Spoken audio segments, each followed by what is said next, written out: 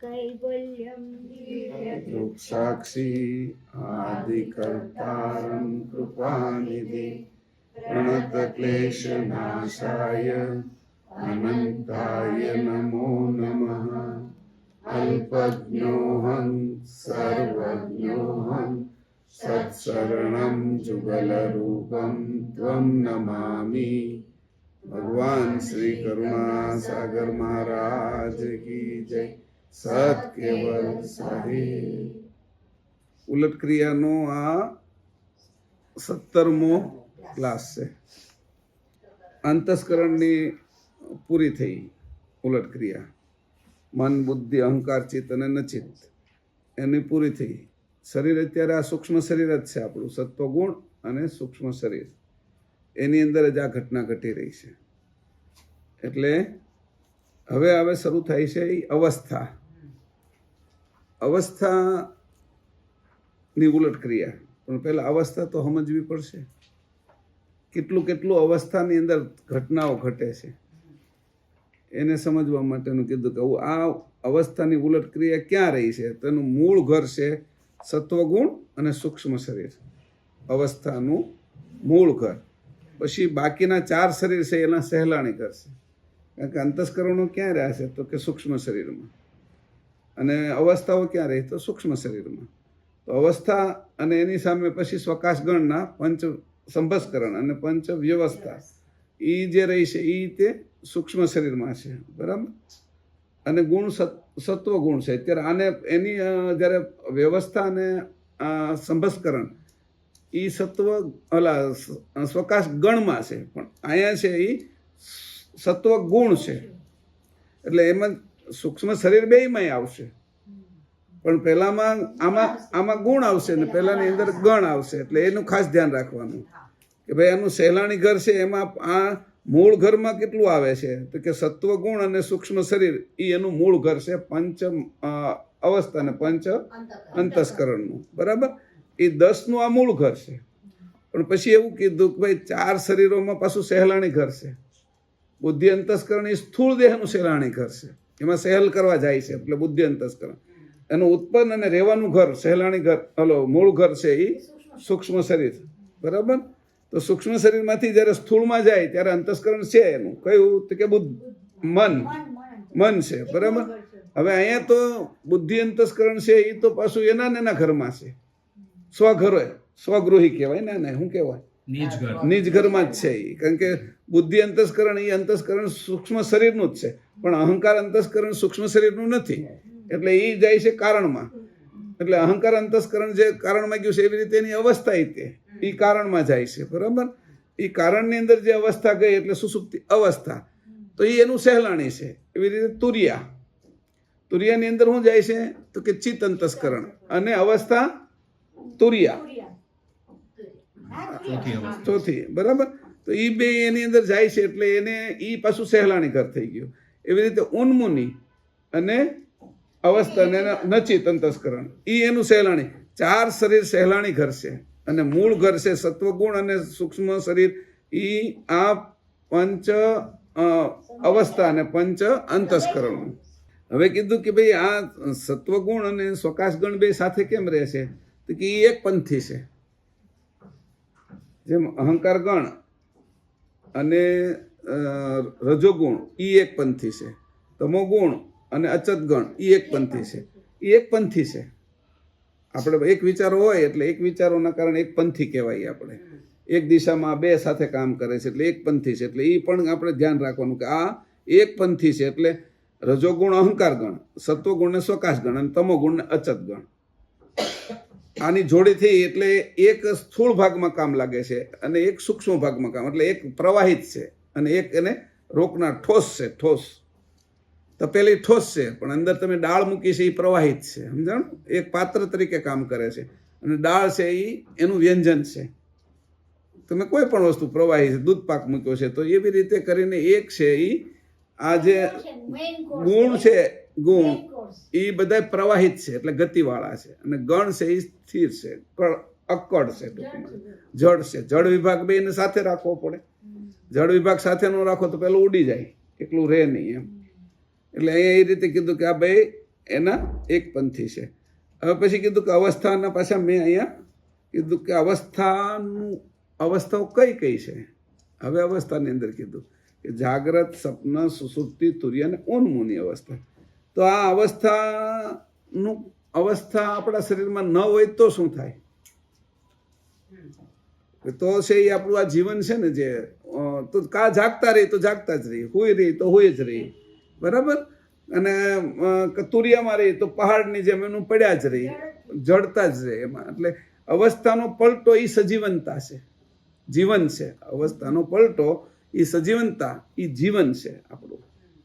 જ્યાં જ્યાં જીવન તમે જોવો છો તો અવસ્થા પલટાય છે. ફૂલ આવે છે ને, જ્યારે વનસ્પતિને ફળ આવે છે તો એની જાગૃત અવસ્થા સ્ફુરે છે એને, તો એની અંદર એની જીવનતા દેખાય છે આપણને. સજીવનતા, અવસ્થાનો પલટો એ જ જીવનતા છે. જીવંત છે અહીંયા, જે બધું ગતિમાન છે આ જીવન છે. એમાં પૃથ્વીને હોતી છે, પહાડોને હોતી છે, નદીઓને હોતી, સરોવરને છે, આકાશની તે એની અવસ્થા મુખ્ય હોય છે. પણ એની પેટા અવસ્થામાં જે આકાશ તત્વની પેટા અવસ્થાઓની અંદર વાદળા થાય છે, વીજળી થાય છે, વરસાદ આવે છે, એ બધી પેટા અવસ્થાની અંદર જે ઘટના ઘટે છે એ જાગ્રત અવસ્થાનું પરિણામ છે. એટલે એ પ્રવાહિત છે. આકાશ નકર એમને જ લાગે કાંઈ આવું બધું ન હોત તો, અવસ્થાની અંદર ન પલટાતી હોત, જાગ્રત અવસ્થા ન આવી હોત તો એ ન થાય. એની સપન અવસ્થામાં મેઘરો આવે છે, ધુમ્મર થાય છે, એની સપન અવસ્થા છે. તો એવી રીતે એની અવસ્થાના કારણે આકાશની અંદર એ ગતિ દેખાય છે, સજીવન દેખાય છે આકાશ રીતે. પૃથ્વીની અંદર એ રીતે એની અવસ્થા છે. પૃથ્વી આમ જાગ્રત અવસ્થા છે, પણ એની અંદરથી આજે બધું સ્ફુરે છે, જે સ્ફુરણા કરે છે. તો એના ઉપરથી ખબર છે કે અવસ્થાનો પલટો લાગે છે, એટલે બધા વનસ્પતિ, આ બધી જ વસ્તુ એની અંદરથી સ્ફુરે છે. અને એની અવસ્થા એ જ રીતે મારી અંદર આ અવસ્થા હું કામ કરે છે. હવે આ જોવાનું છે આપણે. મને ચેતન રાખવાનું કામ જ એની શરૂ કરી દીધું છે અવસ્થા એને કીધું કે આવી ક્યાંથી? તો કે સૂક્ષ્મ શરીરમાંથી. સૂક્ષ્મ શરીરનું મૂળ સ્થાન કયું છે? તો એ કે ગુહ્યાંગ સ્થાન એનું આપ્યું ને, સ્વાધિષ્ઠાન ચક્ર, મૂલાધાર ને સ્વાધિષ્ઠાન એનું. એટલે એ સપન અવસ્થાનું છે. અને અંકુર ત્યાં જ છે. ત્યાંથી જ અંકુરની અંદર તે અવસ્થાઓ લાગી ગઈ. અંકુરમાં જ અવસ્થાઓ પ્રદર્શિત છે. અંકુરની જ ગતિ પહેલી એને જાગૃતિ આવી અંકુરમાં, શુક્રાણુને એ ગોતીને માના નાભીએ ચોંટી ગયું, ત્યાં સુધી ગતિ એની કરી. એ એની જાગ્રત અવસ્થા છે. અને જ્યારે એની અરે જોડાઈ ગયું, અને એ જ્યારે જોડાઈ ગયું, જેમ બાળક છે એ એના મોઢામાં પેલી ચૂસણી મૂકી દો, મધની ટોટી, એટલે ચૂસવા મળે એટલે ધીરે ધીરે સપનમાં મળી જાય. એટલે જેવું એ નાભીથી જોડાણું અને જે નાભીની અંદરથી પછી ચૂસવા મળ્યું, શ્વાસ, પ્રણવ, રોશન સમીરા, એટલે એ જે ચૂસણી એને ત્યાંથી આવી. ચૂસવાનું બાળકને શીખવાડવામાં નથી આવ્યું, ચૂસણી ત્યાંથી આવી. એ જે ચૂસતું હતું એ ભાવ, તો એ પાછું સપન અવસ્થા થઈ ગઈ એની. અને ગાઢ હોઈ જાય છે જ્યારે હાડકાના હાથે એવું બધું બનવા મળે છે, ત્યારે એ ગાઢ હોયો જાય છે અંદર. એ ગાઢ હોય છે ત્યારે એની સુસુપ્તિ અવસ્થા અંદર આ શરૂ થઈ ગઈ છે. તો અવસ્થાનું મૂળ કારણ સ્વાધિષ્ઠાન ચક્ર એટલે ગુહ્યાંગ, અને એની સાથે એ અંકુરની અંદર આવેલી છે. એટલે પ્રવાહિત શરૂ થયું, જીવનની શરૂઆત થઈ ગઈ. એ પહેલાં જીવન દેખાતું નહોતું આપને. જીવનની શરૂઆત જ છે અવસ્થાનો પલટો. અને જ્યાં સુધી અવસ્થાઓ રહેશે ત્યાં સુધી જીવન હાલે છે. એટલે પેલા એ બહુ ઝેરના લાડવા ભીમને મારવા માટે ખવડાવી દીધા, એટલે દુર્યોધને. તો એને પછી ઉપર એ હુવા વયો ગયો. તો એને કીધું કે હવે જીવે છે કે નહીં, જોયા હોય કે હવે તો મરી ગયો હોય ને, કે એટલા બધા આપણે ઝેરના લાડવા ખવડાવ્યા છે. તો એટલે જે જોવા જાય ને કે નજીક જઈશું તો કે જો એને ખબર પડી મારી નાખશે કે તરત. એટલે દૂરથી જોયા, એમાં હવાથી અગાસી મૂતો હતો, એટલે હવાથી વાળ હલે ને ત્યાં એને એમ લાગે હજી જાગે છે, કે વાળ હલવાના કારણે એ હલન ચલન છે, એ જાગૃતિ છે, એને હજી જીવે છે એમ એ કે. એટલે હકીકતમાં પેલો બેભાન તો થઈ ગયો હતો, પણ તો જે હલન ચલનની જે પ્રક્રિયા છે એ અવસ્થાના કારણે છે. હવે કીધું આ અવસ્થા છે એનું એ પલટાવાનું કામ કોણ કરે છે? હવે પાછો આવી ગયો કે આ અવસ્થા તમે કીધું કે જીવનનું કારણ છે અવસ્થા, અને અહીંથી આવ્યું છે. પછી એને સૂક્ષ્મ શરીર, એટલે સૂક્ષ્મ શરીરનું સ્થાન પણ આપ્યું, જે આપણું સ્થૂળ શરીરનું મૂલાધાર, બરાબર, સ્વાધિષ્ઠાન સૂક્ષ્મ, નાભી છે એ કારણ, હૃદય છે એ મહાકારણ, અને કંઠ છે એ પરમ કારણ. એ ચક્ર સાથે એને આપણે લીધા, તો એનું અહીંયા સ્થાન પણ આપી દીધું આપણે. હવે સ્થાનમાં કીધું કે તો આ અવસ્થાનો પલટો કરાવે છે કોણ? પલટો કરાવવાવાળો, આ કંઈક કામ કરવાવાળો જોતો તો હોવો જોઈએ ને, એને દ્રષ્ટિ તો હોવી જોઈએ ને. તો એને કીધું ચક્ષ સત્વ. ચક્ષ એટલે ચક્ષુ, ચક્ષુ એટલે આંખ. કોની? સત્વની.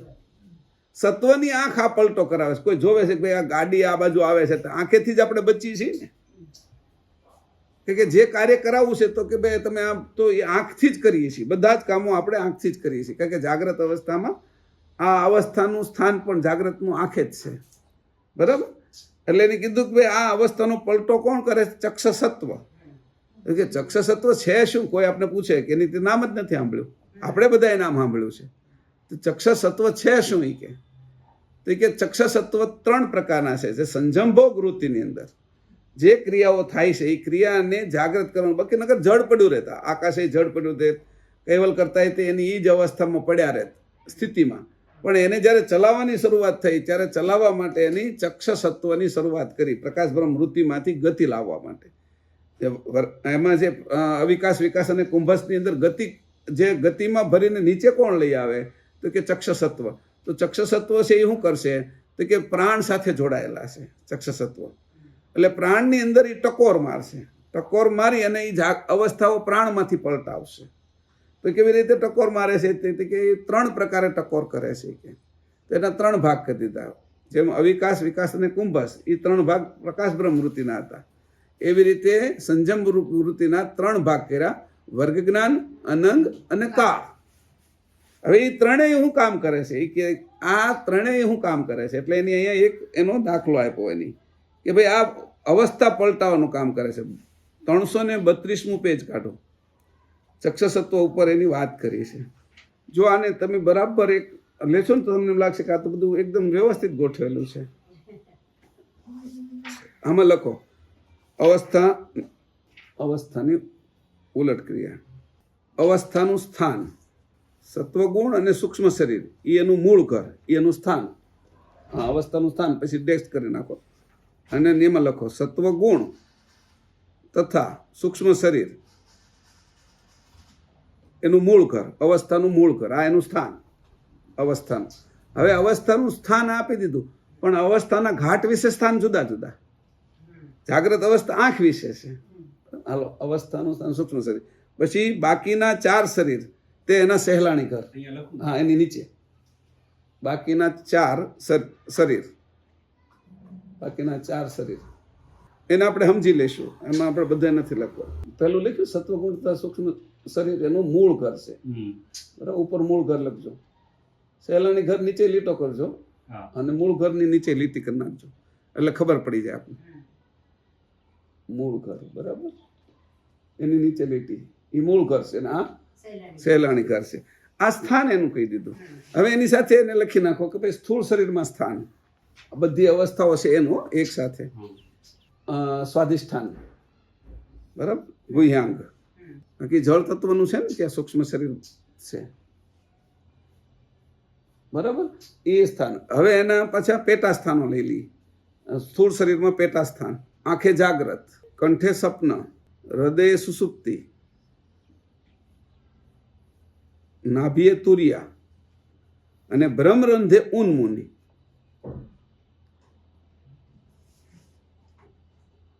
ઉન્મુનિ, નાભીએ તુરિયા, બ્રહ્મરંધ્ર, ઉન્મુનિ. હવે આપણે પહેલા તો આખા તો બધા એક જગ્યાએ હતા જ. તે ભાઈ કીધું ને મૂળ ઘર એટલે સ્વાધિષ્ઠાને હતા ને.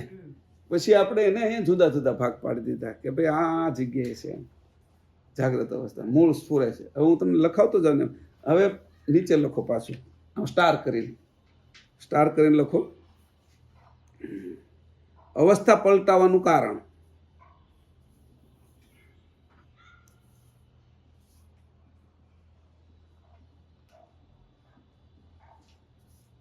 સંજંભોગ વૃત્તિના 3 ચક્ષસત્વ.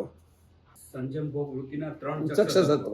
એમાં પહેલું વર્ગ જ્ઞાન, બીજું અનંગ અને ત્રીજું કાળ. અને એને ક્યાં મૂક્યું છે? એ ક્યાં આગળ છે? તો એનું પાછું કીધું કે એને તમારે જોવાનું છે આ જગ્યાએ. 332મું પેજ. આ પલટાવ એટલે જીવન જ છે. અવસ્થાનો પલટો એ જ જીવન છે. પ્રવાહિત જીવન એવું લખવું એમાં. અવસ્થાનો પલટો એ જ પ્રવાહિત જીવન છે. આપણે દેખાય છે વહેતું બધાને. જુઓ ને, આ વહ્યા કરે છે. વાળ તે રોજ ઉગે, નખે ઉગે.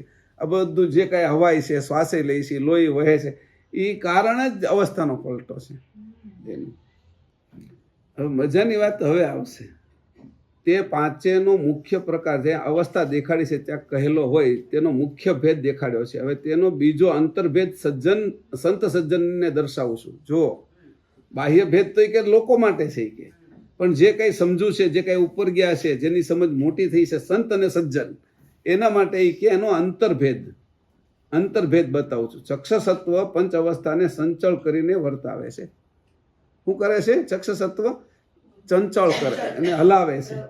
કોઈ પણ વસ્તુને હલાવીને કામ કરે છે. આપણે દૂધપાક કરીએ છીએ, પછી અમુક વસ્તુ તો જે હલાવવાની જે પ્રક્રિયા કરી છે તો એની અંદર એ શું કરીએ છીએ તો એને ચંચળ કરીએ છીએ. તો તમે દૂધને મૂકો છો તો દૂધને એમને બાળી દેવામાં આવે તો એની અંદર માવો નહીં બને. તમે એને જેમ જેમ હલાવતા જશો તો એ માવાનું રૂપ લઈ લેશે અને એ ઠોસ થઈ જશે. તો એ રીતે આ અવસ્થાઓ શું કરે છે એ કે આ ચક્ષસત્વ શું કરે છે? અવસ્થાને ચંચળ કરે છે. તો એ કે આને તો અમે તવેથાથી હલાવીએ છીએ, તો આ એને કેનાથી ચલાવે છે કે ચંચળ કરવાની એની શું રીત છે કે? તો એ કે ત્રણ ચક્ષસત્વ છે ને, જે વર્ગજ્ઞાન, અનંગ અને કાળ, એના સાધન છે કે આ ત્રણ ચક્ષસત્વ સંજમ ભોગ વૃત્તિ એના સાધન છે. એ સાધનથી હલાવે છે. હવે કેવી રીતે ચલાવે છે એની અહીંયા વાત કરી છે. ચલાવે છે ઓલું તો આપણે કે જેને તવેથો છે એ દૂધપાકની અંદર બરાબર ચલાવતા ન આવડતો હોય એનો દૂધપાક, અને જેને બરાબર ચલાવતા આવડતો હોય એનો દૂધપાક, બેયનો ફરક પડે. જોજો, સાંભળજો. જે દૂધપાક છે એ પેલો ઉપર હલાવે છે, જે હકીકતમાં તો તપેલી છે એને નીચેથી, કે દૂધ ત્યાં આગળ ગરમ થાય તો ચોંટી જાય છે. આપણે એને કઢેલ કરવું હોય, જાડું દૂધ કરવું હોય તો નીચેથી એને હલાવતું જવું પડે. એટલે નીચેના જે કણો છે એ જે ચોંટી જાય છે એને ઉખાડવા પડે. હવે એ તવે તો કોઈ સામાન્ય માણસ એને કંઈ ખબર નથી પડતી, તો એ ઉપર ફેરવા કરે દૂધમાં, તો એ કઢેલ દૂધ નહીં થાય, હેઠે બળી જશે. તપેલીની નીચે બધું દાજી જશે બધું, અને એમાં વાસ આવી જશે. પછી આ વાત સમજજો. તો એવી રીતે કીધું, જો આ ચક્ષસત્વ આની હલાવીને બહાર ન કાઢે, ચંચળ ન કરે તો એ દાજી જાય. અને જેવું પરિણામ જોઈએ છે એ પરિણામ ન આવે. પહેલાંનું દૂધ પાક છે એ એટલો મીઠો લાગે કે કઢેલ થઈ ગયો. હવે દૂધ છે ને એ જે દ્રવ્ય હતું ને એ પેલું જાડું થઈ ગયું હોય, અને જાડું થઈ ગયું છે એ પીવામાં ગમે છે ને એ પાકી ગયું, પકવે છે એનાથી. તો ચંચળ છે ને એ બહુ શ્રેષ્ઠ વસ્તુ છે, કે જીવન દેખાડે છે, સ્થિરતા નથી એની અંદર, જડતા નથી બતાવતું. તો એ કે એને સંચળ કરીને વર્તાવે છે. તે પ્રકારે પાંચેય અવસ્થામાં સદાય પ્રવૃત્તિ ચાલે છે. જો પાંચેય અવસ્થામાં પ્રવૃત્તિનું કારણ છે. મેં કીધું હતું ને, આ બધું જે દેખાય પ્રવૃત્તિનું કારણ અવસ્થા છે. હવે તે ચક્ષસત્વની પ્રવૃત્તિ માત્ર એક જ અવસ્થા વિશે દેખાડું છું કે હું તમને એક વખત દેખાડી દઉં, પછી તમારે આ રીતે સમજી લેવું કે દેખાડું. તે જ પ્રમાણે સર્વ અવસ્થા વિશે જોઈ લેવું. પ્રથમ જાગ્રત અવસ્થાને વિશે કઈ કાર્ય કારણ સિવાય હલનચલન કરવાનું વર્તમાન થાય તે ક્રિયા અનંગ ચક્ષસત્વની જાણવી. હવે કોઈ કાર્ય નથી, કોઈ મગજની અંદર કોઈ ભાવ નથી મારો, અને હું આમાં આટા માર્યા કરું છું. હમણે કાંઈ નથી, નામથી આમ આટા મારું છું, મારા મનમાં કોઈ ભાવ નથી અત્યારે. એટલે એ જે છે એ અનંગ ચક્ષસત્વ છે. પણ વર્ગજ્ઞાને શું કીધું કે અંદર છે ને એ આજે ઓલો પ્રસાદ આવ્યો છે અંબાજીનો, અને સ્વાદની જે ઈચ્છા થઈ ને એટલે હું જ્યારે એનો ભાવ ભળ્યો ને કે સ્વાદ, તો હવે હલનચલન મારું છે એ એક બાજુ થઈ ગયું, પ્રસાદ બાજુ થઈ જાય છે. બરાબર? અને હવે હું આમને હલતો હતો, પછી મને અહીંયા કોઈ ઢોલ વાગે છે, એનો અવાજ સંભળાણો, એટલે મારે જોવાનું જે મન થયું, એટલે હવે મારું હલનચલન સ્વાભાવિક ન રહ્યું. એનો ભાવ બંધાણો કે કોણ વગાડે છે ને શું વગાડે છે ને શું કારણ છે, એ જે જાણવાની છે એનું કામ એ વર્ગ જ્ઞાન છે. એમનેમ જે હિલાય એ અનંગ છે. અને અહીંયા કીધું કે હવે જોજો, આ રીતે અહીં કહે છે ત્રણેય વસ્તુ જુદી પાડો. હજી એના 2-3 દાખલાઓ હું આપીશ તમને. પ્રથમ જાગ્રત અવસ્થાને વિશે કઈ કાર્ય કારણ સિવાય, કોઈ કાર્ય અને કારણ નથી, કોઈ ભાવ બંધાણો નથી, એમનેમ હલનચલન કરવાનું વર્તમાન થાય છે તે ક્રિયા અનંગ ચક્ષસત્વની જાણવી. ત્યાર પછી પોતાની ભાવના સંયુક્ત કાર્ય કારણને લીધે ક્રિયા વર્તવા લાગે તે વર્ગજ્ઞાન ચક્ષસત્વ જાણવું. કે હવે ભાવના નહીં ને, આમ હું ચારે બાજુ જોયા કરું છું, પણ મને કેટલા વાગે એમ જોવું છે ત્યારે એ વર્ગ જ્ઞાન. આમનામ જોયા કરું છું ત્યારે અનંગ. હવે હું આમનામ હાલ્યા કરું છું, આમ 2-3 વાર ગયો, પણ મને જ્યારે એમ થયું કે મારે પાણી પીવું છે ને પાણી પીવા જાઉં છું ત્યારે એ વર્ગ જ્ઞાન થઈ ગયું. બરાબર? એમનામ હતો તો એ વર્ગ જ્ઞાન નહોતું, ત્યારે એ અનંગ હતો. હવે અહીંયા 2 વસ્તુ 3-4 વસ્તુના આધારે તમે સમજી લેજો કે આ કેવી રીતે કાર્ય કરે છે ચક્ષસત્વ. વર્ગ જ્ઞાન ચક્ષસત્વ. ત્યાર પછી મન તથા શરીરનો નિરોધ કરી જાગ્રત અવસ્થાનો લય કરીને નિદ્રા અવસ્થા થઈ રહે તે ક્રિયા કાળ ચક્ષસત્વની જાણે. આમાં હલાવા માંડે છે બધે અને થાકી જાય, થાકીને પછી હાલો બેસી જાય, એ કાળ ચક્ષસત્વ બેહારી દીધા. અથવા જાગતા છીએ અને હુઈ જાય નિદ્રા અવસ્થા, તો એ કાળ ચક્ષસત્વ જાગ્રતને હુરાવીને સપનામાં લઈ જાય છે આપને. તો એ કાળ ચક્ષસત્વ જાણવું. હવે ખબર નથી પડવા દેતું આપને કે આ ક્યારે વર્તાણું. આ 2 વચ્ચે તો એ સંધિ વિશે અચત ગણ રહેલો છે. 2 અવસ્થાની સંધિ વિશે અચત ગણ રહ્યો છે. નકર ખબર પડી જાય આપને કે હમણાં કાળ લાગ્યો એટલે કાળ વર્તવાય ન દઈએ આપણે. જો ખબર અચત ગણ એને ન લાગેલો હોત તો આપણે કાળને વર્તવા જ ન દઈએ, વર્ગ જ્ઞાનના અનંગમાં જ રહીએ. આ રીત જેને આવડે ને એનું લાંબુ આયુષ્ય હોય, જેટલું જીવવું એટલું જીવીએ. કે આ જેને રીત આવડે ને એને આ એવી રીત છે પદ્ધતિ કે શું કરે, અચતને દૂર કરે અને સચેત રહે. અચત છે એ અચેત કરી નાખે અને અચતને દૂર કરે. કારણ કે 2 અવસ્થાની સંધિ વિશે અચત ગણાવે છે. એ ક્યાં સમજાયું છે? અને એક એની કીધું તરત. આ મેં અહીંથી કાઢ્યું છે આપણે, આ 3 ક્રિયા ચક્ષસત્વને હું કર. પણ એ ચક્ષસત્વ કાળ લાગી ગયું ને મને ખબર એ ન પડવા દીધી. એ કોને ધંધો કર્યો? તો એ કે એ છે એ અચત ગણે કર્યો. તો કે અચત ગણ ક્યાં છે? પણ 222 લ્યો, એમાં સીધું દેખાડેલું છે 222 પંચમ 222માં. પછી 181માં આપણે જઈશું, કારણ કે કઈ જુદી જુદી જગ્યાએ કેવું કેવું મૂક્યું છે. 222નું વાંચો તો તમે તે પેલો તમારે હવે ધનંજય તત્વ કારણના ગણ 3 ગણ તેનો એક ભાગ જંગમની વિશે રહ્યો છે. તે પૈકી અચંગણનો એક ભાગ 5 અવસ્થાની સંધિની વિશે રહ્યો છે. જેથી અવસ્થાઓ પલટાય છે તે જણાતું નથી. આ પોઈન્ટ સમજાણું? એની પછી 3 ગણનું આપ્યું, પણ આપણે તો અચત ગણની જ વાત કરવી છે ને. સ્વકાશ ગણમાં હાડકાની સંધિ વિશે છે અને અહંકાર ગણ છે એ પંચભૂતની સંધિ વિશે એ એમાં લખ્યું છે. પણ આપણે એ ત્યાંથી આ કામનું છે કે ભાઈ આ જે અચત ગણ છે એ શું કરે છે કે અવસ્થાની સંધિ વિશે રહીને અવસ્થા પલટાય છે એની આપણે ખબર પડવા દેતો નથી. એટલું કાઢ્યું એની ઝીણું. આને તમે જુઓ તો ઝીણવટ છે આની અંદર કે ચક્ષસત્વએ આ કામ કર્યું પણ ગણે શું કર્યું તો કે તને ખબર ના પડવા દીધી. આમાં શું એક પદ્ધતિ હોય, ચોરી કરવા વાળા ચોર જે હોય તો એમાં 2-3 જણા જુદી રીતે ચોરી કરતા હોય. તો બીજો શું કરે છે તો જે માલિક છે એ જાગી ન જાય ને એનું જ ધ્યાન રાખે છે. એ અચત ગણ એ માલિક જાગી ન જાય એના માટેની જેની તૈયારી છે, અથવા એ એવી રીતે ઊભો છે, એવી રીતે ગેસ ત્યાં છોડે છે કે એ ઊંઘમાં રહે અને પોતાની ગેસ ન લાગે. તો અચત ગણની આ વ્યવસ્થા છે કે આપણે માલિક એટલે આ અંશની જાગૃતિ આ નથી થવા દેતો. જો તમે આ 2 સંધિ વિશે જાગૃત થઈ જાઓ ને તો અંશની જાગૃતિ થઈ જાય. વાત સમજજો. પણ જો તમે એની અંદર આ કાળ ચક્ષસત્વને ન લાગવા દો અને વર્ગ જ્ઞાનના અનંગને વધારતા જાઓ તો લાંબુ આયુષ્ય જીવી શકો, પણ અંશની ખબર ના પડે. હું કોણ છું એની એને ન ખબર પડે. એને એમ લાગે કે ઓહો આટલા કરોડ વર્ષ સુધી જીવી શકે શરીર લઈને. કેટલા ધારો કે રામા અવતારો કેટલા એની કીધા બગદાલ અમે છે એ 84 રામા અવતારો, અને આની લોમસ ઋષિએ 108 રામા અવતારો જોયા. તો એક રામ અવતાર જોવાનો એટલે 43,20,000 વર્ષ વયા જાય. એને ગુણ્યા 108 વાર કરી એટલે 43 લાખ એટલે કેટલા કરોડ વર્ષ થાય. એટલા કરોડ વર્ષ સુધી એની રાખ્યું, પણ એને જ્ઞાન નહોતું કે હું કોણ છું, કરતા કોણ છે, બ્રહ્મ જ્ઞાન નહોતું. એટલે એની જનક રાજાએ એને પકડીને એને જેલમાં નાખી દીધા અને એને અષ્ટાવક્રે પાછા છોડાવ્યા. એના પિતા કહોડ ઋષિ હતા, એને પકડી લીધા હતા. તો કહોડને છોડાવવા અને પિતાને છોડાવવા માટે 88,000 આ સાધુઓને અહીં 9 વર્ષનો હતો અષ્ટાવક્ર, ત્યારે એને છોડાવ્યા. તો એટલું આયુષ્ય હતું છતાંય તે જાણની અંદર ખામી હતી.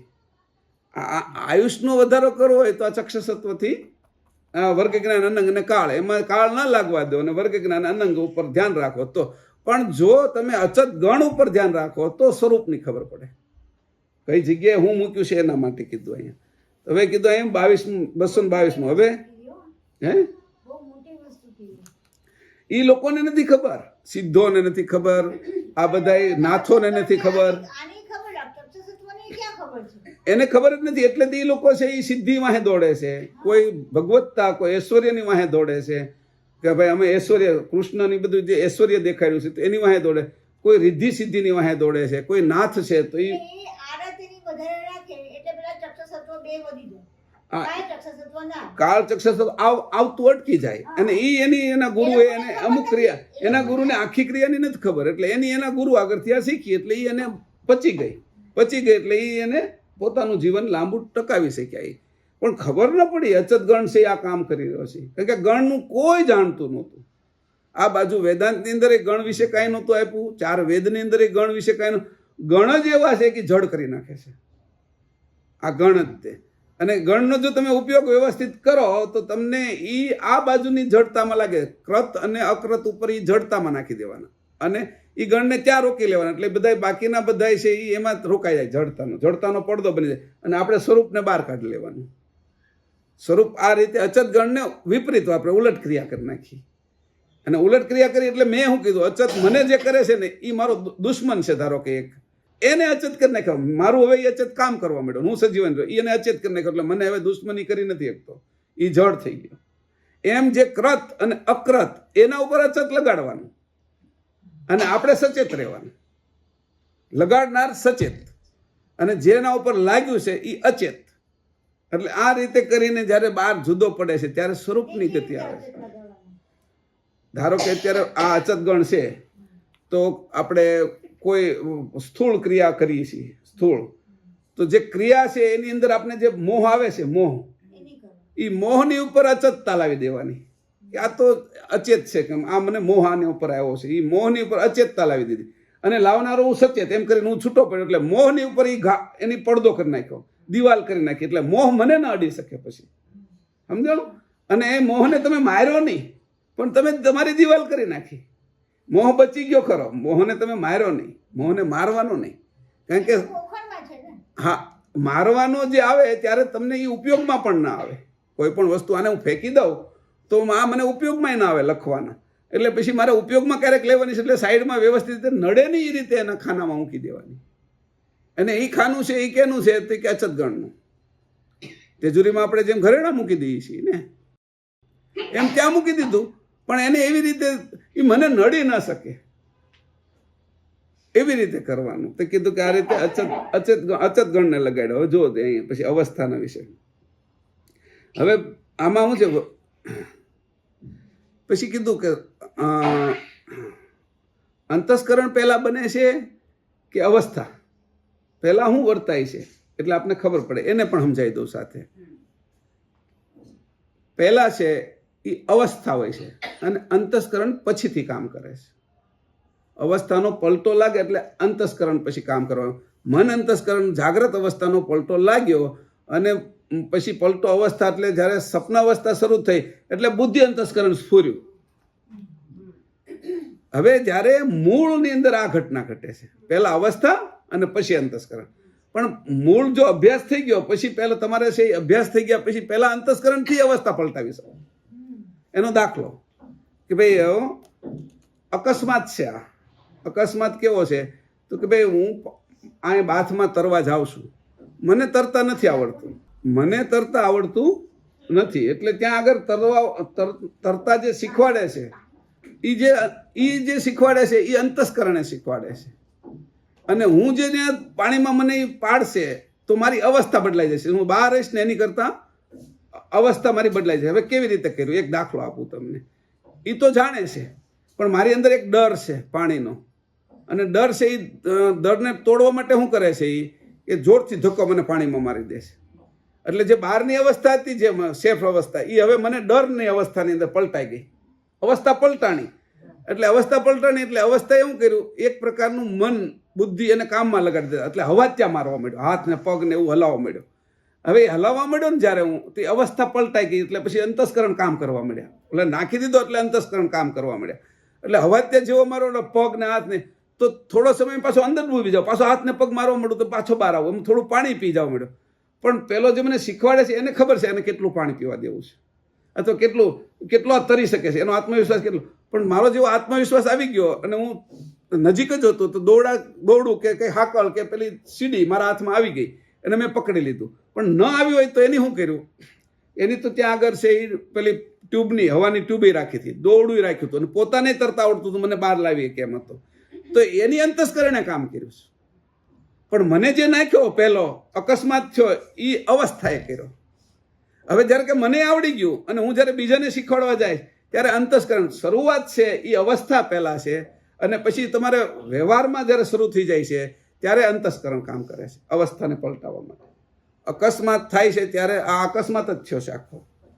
અકસ્માત થયો છે ત્યારે જે ઘટના ઘટી છે એ અવસ્થા પહેલા છે, અને પછી જે અવસ્થાના કારણે મને જે ભી પડીને એમાં એક મન બની ગયું, તૈયાર થઈ ગયું મારું, એટલે હું તરવૈયો થઈ જઈશ. હવે મન મારું હોશિયાર થઈ ગયું. પહેલાં તો સાયકલમાં બોલે કીધું લા હું તારી હારે શું કે, અને હું પાછળથી પકડી રાખીશ એમ, અને હું તને શીખવાડી દઉં સાયકલ. એટલે એમ લાગ્યું કે વાંહેવાળો પકડવા વાળો તો છે જ ને એમ.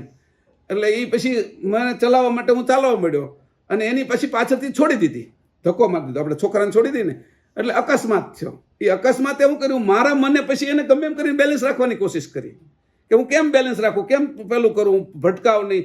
એ જે મેં શરૂ કર્યું ને ત્યાં મારું અંતસ્કરણ તૈયાર થઈ ગયું, એટલે તરત એને અભ્યાસ થવા માંડ્યો. અને જો મને કદાચ વધારે વાગે ક્યાં તે તો ઓલો પકડી રાખે. પણ આપણે જે છોકરાને શીખવાડીએ છીએ હાલતા, તો આમ કરીને જે શીખવાડીએ છીએ, પહેલું છે એ અવસ્થા છે, અને પછી એનું મન બની જાય છે, એટલે એ ડગ મૂકે છે, એને પડતા પડતા હાથ આમ તેમ થઈ જાય છે.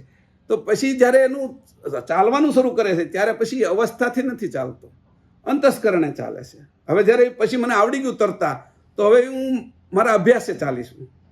તો એ અભ્યાસ થઈ ગયા પછી વ્યવહાર શરૂ થાય. પણ જ્યારે ઉત્પન્ન થાય છે ત્યારે વ્યવહાર નથી જી કંઈ, ત્યાં આગળ બધા સંબંધો એકમાં જ છે. એટલે વ્યવહાર કાંઈ પણ નથી. વ્યવહાર વગરનું જે કામ કર્યું એ અવસ્થા છે, અને અવસ્થાના પલટા પછી અંતસ્કરણો બન્યા છે. આ ખાસ ધ્યાન રાખજો. આ ઝીણી વાતો છે, આનો સમજાવવું નહીં ને તો ખબર પણ પડે એવી નથી.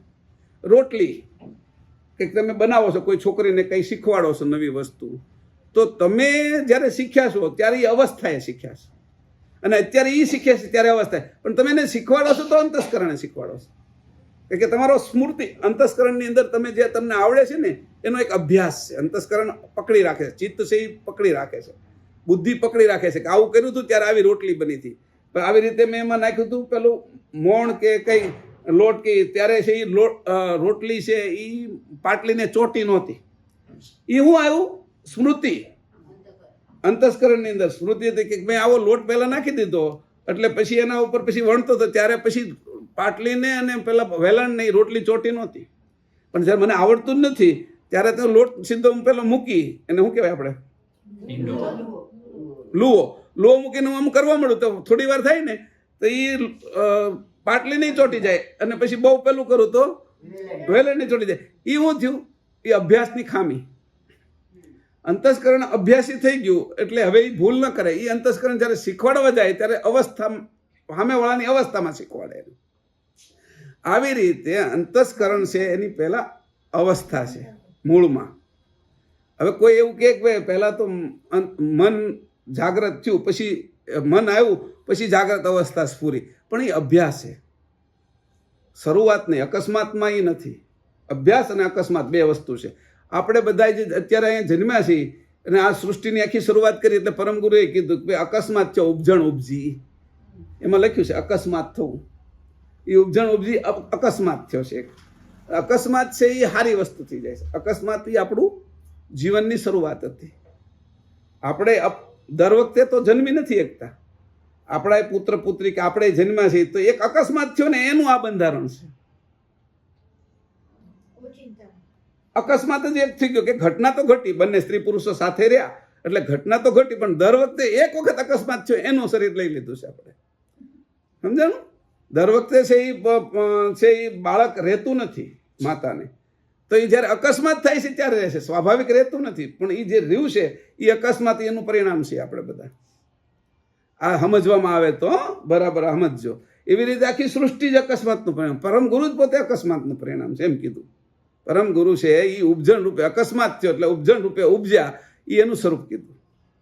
એટલે અવસ્થા આ રીતે અહીં કામ કરે છે. હવે આનાથી આગળ જઈએ. હું હજી તમને અવસ્થા સમજાવું, અવસ્થાની ઉલટ ક્રિયા નથી કહેતો. અવસ્થા કેટલી રીતે કામ કરે છે. હવે વર્ગ જ્ઞાન એટલે પેલું આપણે સમજાવી દીધું કે કાળ ચક્ષસત્વ અહીંયા પૂરું થયું. હવે તમે 181 પેજ કાઢો. હવે આ ચક્ષસત્વ છે ને એ બીજું કાર્ય હોતી કરે છે.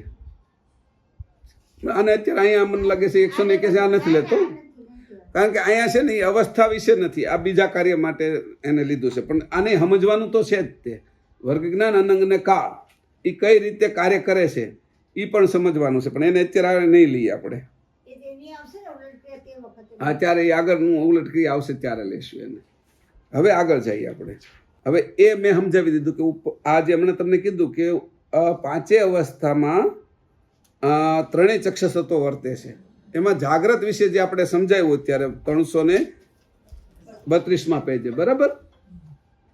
તો એવી રીતે તમે સપન અને સુસુપ્તિ તુર્ય અને ઉન્મુનિમાં સમજી લીજો. હવે મુખ્ય પાછી બીજી વાત કરી એ કે હવે આ જે અવસ્થા છે આ મેં એક પોઈન્ટ તમને કહી દીધો કે ભાઈ આ વર્ગ જ્ઞાન અનંગ અને કાળ ચક્ષસત્વ છે એ આ કેવી રીતે અવસ્થાને પલટો લાવે છે, એમાં અચત ગણ શું કામ કરે છે, જેથી કરીને આપણને ખબર પડતી નથી. એટલે બે વાત સ્પષ્ટ થઈ ગઈ. ત્રીજી વાત કે મુખ્ય અવસ્થાના પેટામાં બાકીની 4 અવસ્થા વર્તે છે. સમજાણું? મુખ્ય અવસ્થા કઈ છે અત્યારે આપણી? જાગ્રત. અત્યારે બેઠા છીએ અહીંયા. હવે તમને ઘર યાદ આવ્યું કંઈ કે કોઈ બીજું આગળનો જે ક્લાસ લીધો તો એ યાદ આવ્યો તો તમને લાગી સપન અવસ્થા, બરાબર. મુખ્ય અવસ્થા તો જાગ્રત છે, પણ હું અત્યારે તમને કહું છું અને મારી વાત તમે સાંભળતા નથી, બીજા વિચારમાં ચડી ગયા. એટલો જે ભાગ કપાઈ ગયો ને, એક લીટી અથવા એક અક્ષર પણ, એક શબ્દ પણ, એ જે કપાઈ જવું, એ જે કપાઈ જાય એ લાગી સુસુપ્તિ. વાત સમજજો. તો કે પાંચેય અવસ્થા વિશે, પાંચેય અવસ્થા 4 અવસ્થા પાછી એક એકના પેટામાં રહી છે. કુલ થઈને 20 અવસ્થાઓ પેટામાં રહી છે અને 5 મુખ્ય રહી છે. એટલે 25 અવસ્થાઓએ કામ કર્યું. અને એને પછી પાછું સમજાવ્યું છે. એ ક્યાં સમજાવ્યું છે? તો આને પાછા હતા ત્યાં. હવે અહીંયા કીધું છે. હવે અહીંયા લખ્યું છે પહેલું. આટલી વાત પૂરી થઈ. 4 અવસ્થાઓ અંકુરવત સૂક્ષ્મ વર્તે છે તેનું રૂપ દેખાડું છું. પ્રથમ જાગ્રત અવસ્થા સુસુપ્તિ અવસ્થા વર્તે છે ત્યારે દરેક કામકાજનું વિસર્જનપણું થાય છે. 332. હવે હું કીધું? જાગ્રત અવસ્થામાં સુષુપ્તિ અવસ્થા વર્તે હા, ત્યારે દરેક કામકાજનું વિસર્જન પણ થાય. જાગ્રત અવસ્થા છે અને સુસુપ્તિ એટલે આપણે જે અત્યારે આખો જે ક્રમબદ્ધ ચાલી રહ્યા છે ને એ ક્રમ વિખરે એટલે એનું વિસર્જનપણું થઈ જાય. અને વિસર્જનપણું થાય ને એટલે જેવું મજબૂત થવું જોઈએ ને એવું મજબૂત ન થાય. આમાં શું થાય, આ લોકો જ્યારે સ્લેબ બીડતા હોય ને ત્યારે સ્લેબ બીડવામાં એક હરખું જ્યારે હાલે ત્યારે મજબૂત રીતે એમાં ભૂલ ન કરે, તો વચ્ચે કંઈક એવી ખામી આવી જાય મશીનમાં કામમાં તો એ જેટલો ભાગ છે ને એ મજબૂત ન થાય, એ પોલો રહી જાય અને એ જ ભાગે હંમેશા નુકસાન થાય. અત્યારે આપણે જે છે એટલે એને નબળી કડી કહેવાય. કે સુસુપ્તિ અવસ્થા જાગ્રતમાં જ્યારે સમજતા હોય ત્યારે લાગે તો એ નબળી કડી છે આપણી, કે એ આપણે જ્ઞાનના માર્ગમાં પાછા પાડી દે. સમજાણું? સુસુપ્તિ અવસ્થાએ ઘણાને પાછા પાડી દીધા છે. તો કે એ ધ્યાન રાખવાનું કે કઈ અવસ્થા અત્યારે વર્તે છે. તો અહીંયા કીધું છે પ્રથમ જાગ્રત અવસ્થામાં સુસુપ્તિ અવસ્થા વર્તે ત્યારે દરેક કામકાજનું વિસર્જનપણું થાય છે. જાગ્રત અવસ્થામાં સપન અવસ્થા વર્તે ત્યારે ન થવાના વૃથા વિચારો ઉપજે છે. અત્યારે બેઠા છે વિચારો બીજા ઉપજે છે આપણને. કે એમાં શું કર્યું? કા ઊંઘ આવતી હતી, સુસુપ્તિ લાગતી હતી, પછી આપણે શું વિચાર કર્યો કે સુસુપ્તિ કરતા તો સપન સારું ને એટલે વિચારે ચડી ગયા. હું જાગ્રત તો રહું, મહેશભાઈને તો ન દેખાય કે હું હોતી નથી એટલે આમ નથી થતું એમ. એટલે તમે શું કર્યું? વિચારે ચડી ગયા. તમે અહીંયા નથી એ મને ખબર છે, પણ તમે મને રમાડો છો કે ભાઈ હું બીજા વિચાર કરીને હું જાગું છું એમ કરીને મને. પણ તમે જાગતા નથી ત્યારે તમે શું કર્યું? સુસુપ્તિને રોકવા માટે સપના લગાડ્યું. સપના લગાડ્યું એટલે તમે બીજા વિચારમાં ગયા એટલે મને મારી સામે જાગ્રત રહેવા મળ્યા. તમે મને તો જાગ્રત દેખાવ ને. તમે પહેલામાં શું થતું હતું? આમ થઈ જતું હતું થોડું થોડું સુસુપ્તિમાં, અને આંખો નીચે પડી જાય, ભાર વધી જતો હતો સુસુપ્તિમાં. પણ તમને એવું લાગ્યું કે આ સુસુપ્તિ લાગે છે ને એની કરતાં સપના સારું, એટલે હું કંઈક બીજા વિચાર ચડી જાઉં. પણ એ પકડાઈ જાય. આવા જાણતો હોય ને અવસ્થા તો એને ખબર પડી જાય. એવી રીતે આવું હું હતી કરતો, એટલે મને ખબર હોય ને કોઈ મને સમજાવતો હોય ત્યારે હું આવી રીતે કરતો. જ્યારે શિક્ષક સમજાવતા હોય અને જે હોશિયાર વિદ્યાર્થી હોય એને જ્યારે સુસુપ્તિ લાગે ને ત્યારે એ હંમેશા સપનાનો આધાર લઈ લે. એટલે હું જાગું છું એવો એ ભાસ કરે, પણ એ સપનામાં કંઈક આગળના વિચારોની અંદર જોડાય તો એ જાગતો દેખાય. હાવ સુસુપ્તિમાં તો હોય જ જાય. તો એવી રીતે અહીંયા કીધું તો એ વચ્ચે છે એ અંતરો પડે. અંતરો જે પડે ને એની અંદર કાચું કામ રહી જાય, અને એ જે બોધું કામ રહી ગયું ને એટલે એ આપણે જે સળંગ જે આખી ઠોસ જે વસ્તુ બનવી જોઈએ એની બને નહીં. કોઈ પણની અંદર, કોઈ પણ કાર્યની અંદર તમે ચાને ઠેઠથી ઠેઠ સુધી જુઓ, શરૂઆતથી લઈને નજરે, અને નજરથી જ કરો તો એ જે ચા બને ને એવી એકી ના બને. પણ વચ્ચે તમારે થોડો ગેસ વધારે કરવાનો અને ઓછો કરવાનો અને બીજું વચ્ચે કામ આવી ગયું ને તો તમારી દ્રષ્ટિની અંદર રીતે તમારી એની સ્વાદ હોતી જાય છે. ચા છે, તમે કોઈ પણ વસ્તુ બનાવો, શાક છે, તો જ્યારે તમે સળંગ એને તમારી વૃત્તિ એમાં રાખો તો એ વૃત્તિ જ આખી પછી ખાવામાં આવી જાય છે. અને જે એ સ્વાદ આવે ને એ પદાર્થનો સ્વાદ નથી આવતો, એ વૃત્તિનો સ્વાદ આવે છે. ને એ ઓલાને એ જ વૃત્તિથી પાછું એ ગ્રહણ કરે છે. એટલે એને એમ લાગે બહુ જ સારું બનાવ્યું તમે એમ, આજ કઢી એટલી સારી બની. કારણ કે ત્યાં આગળ તમે જાગ્રત છોડી નહોતી. જો તમે સુસુપ્તિ અથવા સપન અવસ્થા લગાડી હોત તો એટલો ભાગ છે એ મીઠાશ હતી કઢીની અંદર, તમને મજા આવે. પણ જે વચ્ચે જે અંતરો આવ્યો ને એ અંતરો પાછો કઢીની અંદર પહેલાના શરીરમાં એ પ્રવેશ કરે છે. સમજાણું? જે ખાય છે એના તે શરીરની અંદર. આ ખાસ ધ્યાન રાખજો, આ અવસ્થાના ભેદે કઈ કઈ વસ્તુ થાય છે. સપનાવસ્થા આવે ત્યારે વૃથા વિચાર ઉપજે છે, ત્યાર પછી સર્વ વિચાર લીન થાય ત્યાં, અને ત્યારે વૃત્તિને નચિતપણું આવે તે જાગ્રત અવસ્થામાં તુર્ય અવસ્થાની પ્રવૃત્તિ જાણવી. આમ તુર્યાની પ્રવૃત્તિ થાય ત્યારે તે વખતે એક પ્રાણાયામ શ્વાસને વિશે જ લક્ષ્ય રહે. હવે જાગ્રત તુર્યામાં શ્વાસ ઉપર જ નજર રહેશે, એટલે શ્વાસ ઉપર વહી જાય છે. એના માટે હમણાં પાછું એનું સમજાવી દઉં. હવે જાગ્રતની આદ્ય અને નિંદ્રાનો અંત તે સમયે આ બંનેની સંધિમાં જે પ્રવૃત્તિ વર્તે છે તે ઉન્મુની અવસ્થા હોય તે વખત નથી પૂરી જાગ્રત, નથી પૂરી જાગ્રત અને નથી પ્રવેશ થઈ નિંદ્રા. માત્ર સર્વ ધંધાની નિવૃત્તિ થઈ છે, અને તે સમય પર શૂન્યાકાર સરખો એક કંઈક જાગ્રત પણ છે. તે કાળે પ્રણવની પાર ભાવના જાય છે, અને તેને જાગ્રતમાં ઊની ઓળખવી. આ પ્રમાણે શુદ્ધ જાગ્રતના 4 અવસ્થા અંકુરવત વર્તે છે તે વિચાર કરવા સારું કહી. આ ચારેય જાગ્રતની અંદર, હવે સપનામાંય ચારેય વર્તે છે, અને એનો વર્તારો આપણે 14માં આપણે જે પેલી બુક છે ને પીળી એમાં આપ્યો જ છે, પેટાની અંદર. બરાબર છે? એટલે એને એકવાર જોઈ લેવો. 14મું પેજ છે એમાં છે કદાચ, જુઓ તો. હા, 24મું પેજ ઉપર આ આપ્યું છે. તો 24માં કે પેટામાં વર્તે છે. હવે કીધું કેવી રીતે વર્તે છે, તો કે એની તરત ખબર પડી કે અહીં એક વસ્તુ સમજાવી દીધી છે. આપણે એકને જ સમજાવશું એટલે બીજાને સમજી લેવું, કારણ કે બહુ લાંબુ છે. 332ના પેજ ઉપર જાગ્રત વિશે કઈ રીતે અવસ્થાઓ પેટામાં વર્તે છે. બીજું એની જે વાત છે પેલી કરી કે જાગ્રત અને ઉન્મુની એનો છેડો એક છે.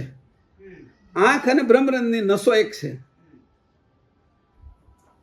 બાકીની બધી ઇન્દ્રિયો કરતા આંખ છે એ તરત જ તે નિર્ણય, આંખ છે એ મગજને તરત પહોંચાડે છે, બ્રહ્મરંધની સાથે જોડાયેલી છે. એટલે જાગ્રત અને ઉન્મુની એના વિશે અંશની જાગૃતિ આવે છે. અંશ છે એની જાગૃતિ જો જોતી હોય, અંશ હું કોણ છું અને મારા, તો એના વિશે ઉન્મુની છે એમાં જતો નથી, અને જાગ્રતમાંથી બાદ થઈ જાય છે. વચ્ચે જે રહે છે એ અંશની સ્થિતિ છે. એને તે પિંડ બ્રહ્માંડની સંધિ કીધી છે. અવસ્થા વિશે પિંડ બ્રહ્માંડની સંધિ એને કીધું કે અંશ ક્યાં રહેશે, તો કે પિંડ બ્રહ્માંડની સંધિ વિશે રહેશે. નથી પિંડમાં રહેતો, નથી બ્રહ્માંડમાં રહેતો. જો બ્રહ્માંડમાં રહે તો પિંડ મરી જાય, અને પિંડમાં અંશ રહે તો પિંડ ક્યારેય મરે જ નહીં, અમર થઈ જાય. બરાબર? એટલે એની એવી જગ્યા લીધી છે કે એ પિંડની અંદર પકડાય નહીં અને બ્રહ્માંડની અંદર જાય નહીં, એવી જગ્યા. એટલે પિંડ બ્રહ્માંડની સંધિ આંખ જાગ્રત અવસ્થાનું સાધન છે, અને બ્રહ્મરંધ ઉન્મુની અવસ્થાનું સાધન છે. એની મધ્યની અંદર અંશ છે, અંશનો ભાસ ઉતરે છે. અંશ તો નહીં પણ અંશનો ભાસ ઉતરે છે. એ ભાસ છે એને જાણી લે એટલે અંશ કેવો છે એની ખબર પડે.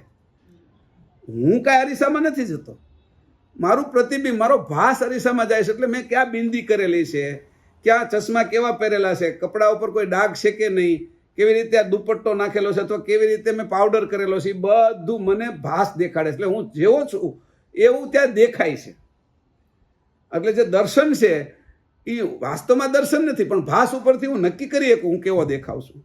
અરીસામાં હું નથી. એવી રીતે જાગ્રત અને ઉન્મુની વચ્ચે અંશનો ભાસ છે, અને એ જે ભાસ પડે છે એ મારું સ્વરૂપ છે.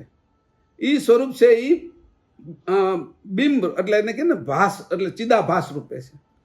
ચિદાભાસ એ બ્રહ્મરૂપ છે. ત્યાં પહોંચ્યા એટલે આ લોકોએ બધાએ કીધું હું જ બ્રહ્મ છું, એટલે તરત એમાં એ લય થઈ ગયા. ચિદાભાસમાં એટલે બ્રહ્મરંધમાં લય થઈ ગયા. હું બ્રહ્મ છું. બ્રહ્મરંધમાં પહોંચ્યા સુરતા ત્યાં પણ એનાથી પાર હું તો અરીસાની બહાર છું.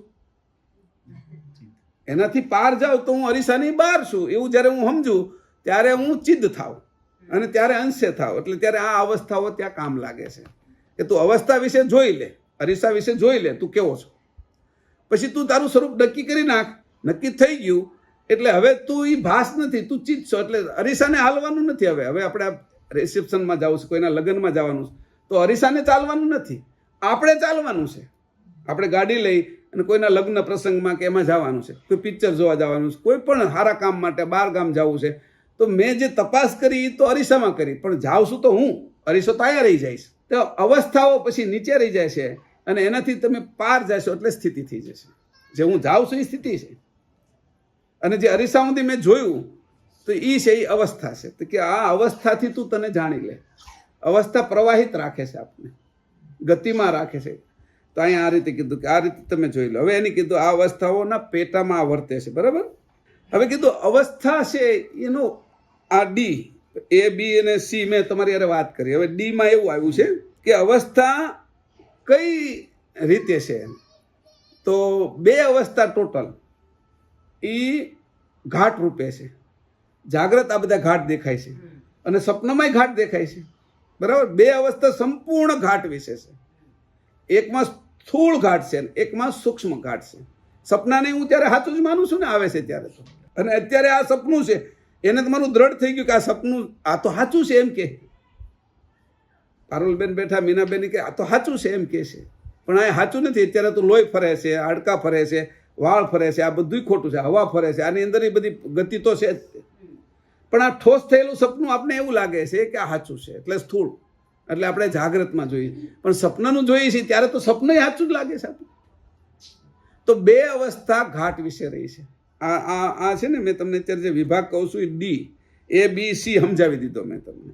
એની અંદર મેં તમને સમજાવ્યું કે અવસ્થા છે એ કેવી રીતે પલટે છે અને ચક્ષસત્વ કેવી રીતે કામ કરે છે, અચતગણ કેવી રીતે કામ કરે છે. પછી બીની અંદર સમજાવ્યું કે મુખ્ય અવસ્થાના પેટામાં ચાર અવસ્થા કેવી રીતે રહે છે. આ સીમાં મેં આ સીને મેં પહેલાં લઈ લીધો હતો, થોડું આગળ પાછળ મારે થઈ ગયું. હવે ડીમાં એવું છે કે શરીરના કયા વિશે આ અવસ્થાઓ તમને વર્તાય. ઓલા તો અંગો વિશે વર્તાવાની હતી. પહેલું હતું એ સ્વાધિષ્ઠાન ચક્ર વિશે હતી બધી અવસ્થા, પછી અંગો વિશે આંખમાં કંઠમાં એ વિશે. હવે એને કીધું કે ભાઈ આ અવસ્થાઓનું કાર્ય કઈ રીતે ચાલે છે, તો કીધું કે જો જાગ્રતમાં બે અવસ્થાઓ ટોટલ ઘાટ વિશે છે. જાગ્રતમાં ઘાટ દેખાય છે અને સપનામાં. પછી સુષુપ્તિ અવસ્થા છે એ ઘાટ અને પ્રણવ વિશે છે, એ ઉભય છે. કાચબો છે એ પાણીમાં જાય છે અને ધરતી ઉપર એ ચાલે છે. હરણિયું તો ધરતી ઉપર જ દોડે છે, માછલી તો પાણીમાં જ રહે છે. એના માટે હવે માછલીને તમે બહાર કાઢો તો એ મરી જાય, હરણિયાને તમે પાણીમાં નાખો તો મરી જાય એમ. પણ મગર અને કાચબો એ ઉભય છે. તો ઉભય શું છે તો કે સુષુપ્તિ. સુષુપ્તિ પ્રણવ વિશે એટલે પ્રાણ વિશે પણ છે અને ઘાટ વિશે છે. તો કે એની અંદર ઘાટ કેવો છે તો એકદમ આછો ઘાટ છે, અર્ધ માત્રિકા. સપનાની અંદર એક માત્રિકા પૂરી છે, જાગ્રતમાં 52 માત્રિકા છે આપણી, એટલે આટલું ઠોસ દેખાય છે. સપનામાં એક માત્રિકા રહે છે એટલે પછી આપણે વિસરી જાય છે. સપના દેખાય છે ઠોસ પણ એ વિસરાઈ જાય છે 2, 5, 10 દિવસે પછી ભૂલાઈ જાય. કોક સપનું લાંબુ યાદ રહે, બાકી ના રહે. પણ સપનું આવે ને તરત જ ઘાટો બધા દેખાય, આવ્યું તું એ ખબર રહે ને પછી ભૂસાઈ જ જાય તરત ને તરત. તમે સપનામાં જાગો ત્યાં એ સપનું મને યાદ નથી, આવ્યું તું સારું સપનું. એ જે ઘટના ઘટી એ ઘાટ એટલા બધા સૂક્ષ્મ સમય રહ્યા.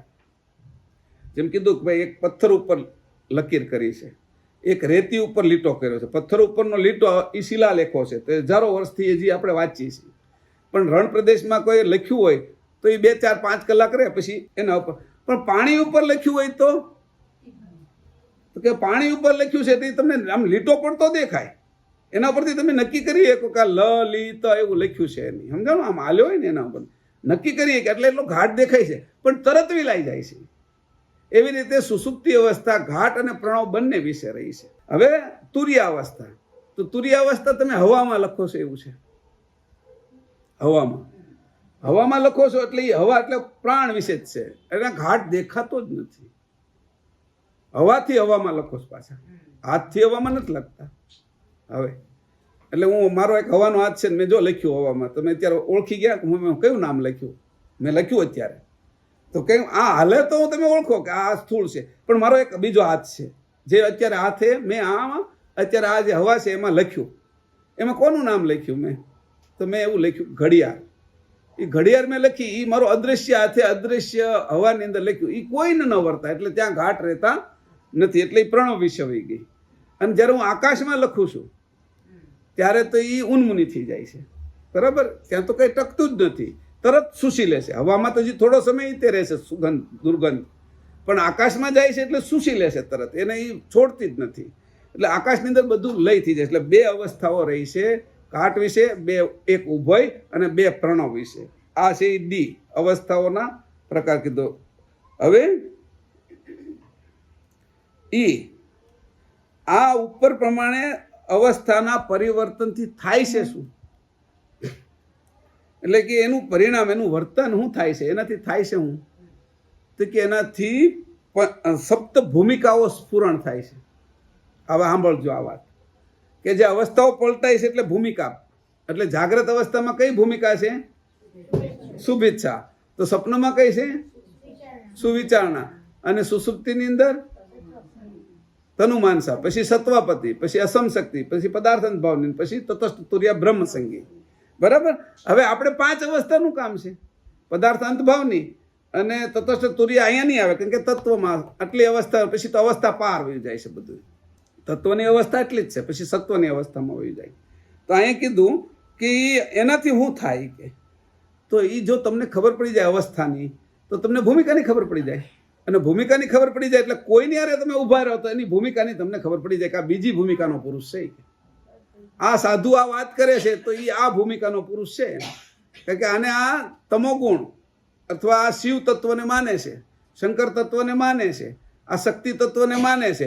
એટલે તરત ખબર પડે કે આ તુર્યાની સાધના છે, આ ઉન્મુનિની સાધના છે, આ સુસુપ્તિની સાધના છે. શંકરની સાધના સુસુપ્તિની છે, સ્વપ્નની સાધના વિષ્ણુની છે, જાગૃતની સાધના બ્રહ્માની છે. તો એ જે સાધનાથી ખબર પડે કે આ ભૂમિકાનો આ પુરુષ છે. અને એ ભૂમિકા કોના કારણે થઈ કે અંશની વૃત્તિ જે ભૂમિકામાં પડી એ ભૂમિકા છે એ અવસ્થાના કારણે ત્યાં સ્ફુરી. અવસ્થાએ એને શું કર્યું? ભૂમિકાને સ્ફુરી. હવે એ ક્યાં લખ્યું છે? એ પંચમમાં 270 થી 271 કાઢો પેજ. આ તમને ક્યાં લઈ જાઉં છું? અંશની સ્થિતિમાં લઈ જવા માટે કહું છું. અવસ્થાથી આ ઉલટ ક્રિયા કેટલી ગજબની છે કાઢ્યું તમે. હવે ત્યાં આગળ હવે 270માં તમે નીચે રહો. આમાં 7 ભૂમિકા કયા કયા શરીર તથા કયા કયા તત્વોને વિશે, તેમજ કઈ કઈ અવસ્થાને કોણ કોણ અધિષ્ઠાન સહવર્તમાન કર્યું, કયું અંતસ્કરણ ધારણ કરીને રહેલું છે તે વિશે સ્પષ્ટ ખુલાસો કરું છું. તે સાંભળો. હવે સાંભળો, એને શું કીધું? કઈ કઈ અવસ્થા, કોણ કોણ અધિષ્ઠાન. એટલે તરત ખબર પડી ગઈ કે આ અવસ્થા જાગ્રત છે. અધિષ્ઠાન કોણ છે ભાઈ જાગ્રતનું? તો કે બ્રહ્મા. આની આ સાધના છે. બસ આ સ્થૂળની અંદર બધું કામ કરીએ કે પણ સૂક્ષ્મમાં ના જઈ શકે. તો પોતાનું નક્કી ક્યારે કરીએ કે એ ભૂમિકા અંશની વૃત્તિ જે અવસ્થામાં પડે છે એ ભૂમિકાને એ સ્ફુરણ કરે છે, એને પ્રગટાવે છે. અગરબત્તી પડી છે, દીવો પડ્યો છે અને ગેસ છે. તો મારી જે દિવાસળી મેં સળગાવી એ જેના ઉપર જાય છે એ સળગે છે. દીવો સળગે છે તો દીવા ઉપર ગઈ તો એ દીવો સળગે. પછી એ જ અગરબત્તી દિવાસળી મેં અગરબત્તી અલગ પ્રગટાવી તો એ જથી પછી મેં ગેસ પ્રગટાવ્યો તો ગેસ પ્રગટે છે. એવી રીતે પ્રગટાવવાળું પોતે અંશ એ અવસ્થાથી પર છે. અંશ છે એ ભૂમિકાથી પર છે. એટલે તરત ખબર પડી કે આ અવસ્થાઓ તો આટલું કામ કરે છે છતાંય હું કામ એને કરાવનારો છું. એટલે અહીંયા કીધું પ્રથમ, અહીંયા કીધું અવસ્થાઓનું. આ અત્યારે જે હું સમજાવું છું એ સપ્ત ભૂમિકા એ વર્તન ચાલુ થાય છે તે પંચમ સ્વસંવેદ અને 270-71માં છે. અને પાછું એની જ બીજી વાત 216 અને 17માં પણ છે. એની પછી વાત કરી. હવે નોંધ, આ આખી વાત હમણાં પછી વાંચું છું. આનાથી શું થાય છે એ વાંચું ને, પહેલાં કહી દઉં ને એટલે તમને આ વાંચવાની ખબર પડે. તેના પરિણામે જણાય છે કે આ પુરુષ કઈ ભૂમિકાનો છે તે નક્કી થઈ જાય છે. તે ઉપાસક અને ઉપાસના અને તેના આનંદ કયા પ્રકારનો છે ને એ ચાસમી કઈ લે છે એની ખબર પડી જાય. જો કોઈ સાધુ સંતો, કોઈ લેખરાજ બધાવે, કોઈ પણ હોય, આખા સંસારના કોઈ પણ સાધુ હોય, આ અવસ્થાને જાણી લીધી એટલે ભૂમિકા જણાઈ ગઈ. ભૂમિકા તમે જણાઈ ગઈ તેનું પરિણામ શું છે કે એ પુરુષ કઈ ભૂમિકાનો છે આ અવસ્થા ઉપરથી ખબર પડી ગઈ. તો એ ભૂમિકા એની ઉપાસના કઈ છે એ ખબર પડી જાય. ઉપાસના કઈ છે અને ઉપાસક એ પુરુષ, ઉપાસક પુરુષ અને ઉપાસના એની બંનેની તમને ખબર પડી જાય. અને કયો આનંદ લેશે, આનંદના પ્રકાર આવ્યા છે. વિષયાનંદ છે, ભજનાનંદ છે, સહેજાનંદ છે, સચ્ચિદાનંદ છે, પરમાનંદ છે. એ આનંદમાં આ કયો આનંદ લેશે એની ખબર પડી જાય. અને કઈ ચાસમી લેશે, અંતસ્કરણની ચાસમી લેશે, ગુણગણની ચાસમી લેશે, ઇન્દ્રિયોની ચાસમી લેશે, પ્રણવની ચાસમી લેશે, આદ્યશક્તિની ચાસમી લેશે. એ જે ખોરાક હશે એવો એનો વિચાર હશે અને એ ત્યાં અટકેલો હશે. બરાબર? તો એના ઉપરથી નક્કી થઈ જાય. એટલે આપણે ક્યાંય અટકવાના નથી. બધાને અટકણની ખબર પડી જાય ને હું ક્યાંય અટકવાનો નથી એની પણ મને ખબર પડી જાય. વાત સમજો. આ ગહન વાતો તમને અત્યારે કરી રહ્યો છું કે કોઈ પણ છે ગમે એવો આકાશમાં ઉડે છે એટલે તરત તમને ખબર પડી જાય. અને ખેંચરી સાધેલી છે, વાયુ તત્વનું આચમન કરેલું છે. વાયુ તત્વમાં આદ્ય શક્તિની ચાસમી લીધેલી છે અને આદ્ય શક્તિની ઉપાસના કરી છે કે એટલે એ ઉપાસક જ આદ્ય શક્તિનો છે. એનો આનંદ છે એ વિષય આનંદ છે. આદ્ય શક્તિની અંદર જે વિષય ઉત્પન્ન થયો છે એ વિષયાનંદ એ ટકેલો છે. એ તરત ખબર પડી જાય કે આનંદનો વિષય આનો આ છે. આવી રીતે કરીને આપણે જાણ થાય છે. અને આપણે અંશ આ બધાથી અલગ છીએ તે પણ પરમ ગુરુની કૃપાથી સમજાય છે. આ વાત સમજી લીધો. પરમ ગુરુની કૃપાથી હું આનાથી અલગ છું. એટલા બધા સાધુઓ સંતો તપ કરે છે તો મને એ હવે આકર્ષી શકતા નથી. નકર મને પહેલા શું થતું હતું કે આ તપ કરે હાલો એની વાંહે એટલે એની સેવા કરવા લાગતો હતો. એના તપની વાંહે હું અંજાઈ જતો હતો. એ ઉપવાસ કરે તો મને ઉપવાસ કરવાનું મન થતું હતું. એ યોગાસન કરે તો હું એમાં જવાનું મન થતું હતું. એ હવે મને કોઈ અટકાવી શકતું નથી, મને આકર્ષી શકતા નથી. કારણ કે મેં એને જાણી લીધું કે આ ભૂમિકાનું પુરુષ છે, આ અવસ્થાએ કરીને સાધેલી છે. ત્યારે આ ખબર પડી ત્યારે પછી હું આનાથી અંશ તરીકે જુદો થઈ ગયો. હવે અહીં કીધું એની હવે વાંચી લઈએ આપણે. વાંચો તો પ્રથમ જો સાથે સાત ભૂમિકા નહીં, આપણે 5 ભૂમિકા વાંચીએ છીએ. 5 ભૂમિકાનું અત્યારે આપણે કામ છે. આ 7 ભૂમિકા કયા કયા શરીરમાં તથા કયા કયા તત્વને વિશે તેમજ કઈ કઈ અવસ્થા અને કોણ કોણ અધિષ્ઠાન સહવર્તમાન કયું અંતઃકરણ ધારણ કરીને રહેલું છે તે વિશે સ્પષ્ટ ખુલાસો કરું છું તે સાંભળો. પ્રથમ શુભેચ્છા ભૂમિકા તે સ્થૂળ શરીર, પૃથ્વી તત્વ, જાગ્રત અવસ્થા અને બ્રહ્મા અધિષ્ઠાન સહવર્તમાન મન અંતઃકરણ ધારણ કરીને રહેલું છે. કારણ કે પ્રથમ શુભ ઈચ્છાઓ જે ઉત્પન્ન થાય છે તે મનથી જ ઉત્પન્ન થતી હોય. આ શુભ કર્મ માત્ર સ્થૂળ શરીરે કરીને જ થાય છે. આ કારણને લીધે આ શુભેચ્છા ભૂમિકા જાણવી. બીજી સુવિચારણા ભૂમિકા તે સૂક્ષ્મ શરીર, જળ તત્વ, સ્વપ્ન અવસ્થા, વિષ્ણુ અધિષ્ઠાન સહવર્તમાન બુદ્ધિ અંતઃકરણ ધારણ કરીને રહે છે. આ સુવિચારણા તે બુદ્ધિવાનને બુદ્ધિએ કરીને ઉપજે છે તથા સુવિચારણાના સૂક્ષ્મ કર્મ તે પણ સૂક્ષ્મ શરીરને વિશે હોય. આ સુવિચારણા ભૂમિકા જાણવી. હવે તનુ માનસા તે કારણ શરીર, અગ્નિ તત્વ, સુષુપ્તિ અવસ્થા, રુદ્ર અધિષ્ઠાન સહવર્તમાન અહંકાર અંતઃકરણ ધારણ કરી રહે છે. કારણ કે આ શરીરની માન્યતા અહંકાર અંતઃકરણને જ ઉપજે છે. વળી કારણ શરીરને તોડી રહેલું છે તેની અંદર તનુ માનસા ભૂમિકા રહેલી છે. હવે ચોથી સત્વાપત્તિ નામની ભૂમિકા છે. તે મહાકારણ શરીર, વાયુ તત્વ, તુર્યાવસ્થા, અવ્યાકૃત અધિષ્ઠાન સહવર્તમાન ચિત્ત અંતઃકરણ ધારણ કરી રહેલું છે. કારણ કે સર્વ શાસ્ત્રોના સિદ્ધાંતનું જે સત્વ તે સત્વનું ચિત્ત વડે ચિંતવન થાય છે. તેમજ સ્થૂળ, સૂક્ષ્મ અને કારણ આ 3 શરીરના સત્વનું પતિપણું તે પણ મહાકારણ શરીરને વિશે રહેલું છે. હવે 5મી અસમ શક્તિ નામની ભૂમિકા તે પરમ કારણ શરીર, આકાશ તત્વ, ઉન્મુનિ અવસ્થા, નિરંજન અધિષ્ઠાન સહવર્તમાન નચિત અંતઃકરણ ધારણ કરી રહ્યું છે. આ નચિત અંતઃકરણને વિશે નચિંતપણું રહ્યું છે. તે નચિંત અંતઃકરણને લીધે છે. અને અસમ શક્તિ જે ભૂમિકાનું નામ છે તેમાં સમશક્તિ હોય. આ સમશક્તિ નચિંત અંતઃકરણે કરીને છે. વળી અસમ શક્તિ નામની ભૂમિકામાં જે અસમપણું રહ્યું છે તે સામાન્યપણું હોય પરમ કારણ દેહને વિશે રહ્યું છે. આ બંને કારણોને લીધે આ ભૂમિકાને અસમ શક્તિ ભૂમિકા કહી છે. બસ એટલે આ 5 ભૂમિકાનું વર્ણન કર્યું. આપણે તો તરત ખબર પડી જાય. હવે આ મેં તમને જે અત્યારે કીધું ઈ, પછી છે ઈ એફ, અવસ્થાનો વર્તારો. એ 216 અને 217 પાના ઉપર આપ્યો છે, બરાબર. અને એ અવસ્થાનો વર્તારો છે. અવસ્થાઓ કેવી રીતે અત્યારે વાંચશું નહીં, સમય પૂરો થઈ ગયો છે એટલે એને આપણે પછીથી લઈશું. અને જી છે એ ઘાટ વિશે આપણે પહેલાં જ લખી નાખ્યું. તો મેં આના ભાગ કર્યા એથી લઈને જી સુધી. અવસ્થાઓને સમજાવવા માટે ABCDEF અને જી એના પાઠ કર્યા. તો એના કારણે ખબર પડી ગઈ કે કઈ ભૂમિકા કોને હું લાગે છે ને હું કેમ એનાથી અલગ છું. કોણની ઉપાસના ક્યાં છે, ઉપાસક કોણ છે. કારણ કે જે ઉપાસના કરે છે એને ત્યાં ઉપાસના કરવાની બુદ્ધિ કોની આપી અથવા સમજણ કોની આપી, તો એ જેની જેટલી જાણ છે, જ્યાં ઊભો છે એની જાણ એટલી જ હોય. જે ચેતન લક્ષની અંદર ઊભો હોય એની જાણ ચેતનની હોય. એટલે જે સગુણ અને નિર્ગુણમાં જે ઊભા રહે છે એની ત્યાંની જાણ હોય અને ત્યાં દ્રઢ થઈ ગયા હોય. એને જડતા એટલી વ્યાપી ગઈ કે આપણી ચેતન જાણને સાંભળવાય તૈયાર ના હોય. સમજાણું? એવી જે જડતા છે એને જ્યારે આ ક્રમ સહિત આપણે બધું સમજાવીએ ત્યારે એના મનમાં કદાચ ઉતરે. અને જો કોઈ દરવાજો ખુલ્લો હોય તો એ દરવાજો વધારે ખુલી જાય તો એને પણ ખબર પડે કે હું અંશની ગતિમાં છું, હું અંશ છું. હું આ અવસ્થાઓ કે તપ કરવાવાળો કે જપ કરવાવાળો કે યોગ કરવાવાળો કે દ્રષ્ટા કે આ જે દર્શન છે કે આ 4 વેદ છે એમાં મને કાંઈ પણ અડી શકે એવું હવે નથી. અને વાદમ એટલે શ્વાસ પણ હવે મને અડી શકે એવું નથી. પહેલાં હું શ્વાસથી જીવું છું એવું માનતો હતો, હવે શ્વાસ મારાથી ચેતન થયો છે એવું હવે મારી સમજણ છે. એટલે સમજણ આખી ફરી ગઈ, બરાબર. આ રીતે આને આપણે અવસ્થાને હજી આગળ લઈશું. અવસ્થાનું મૂળ હજી મેં તમને સમજાવ્યું છે.